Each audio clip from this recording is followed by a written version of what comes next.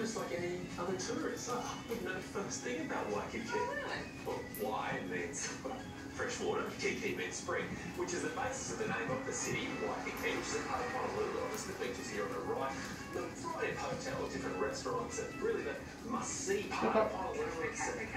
Let's just enjoy the scenery from there, shall we? Sorry, I just... Good boy. And Barry, what do you make of the architecture here?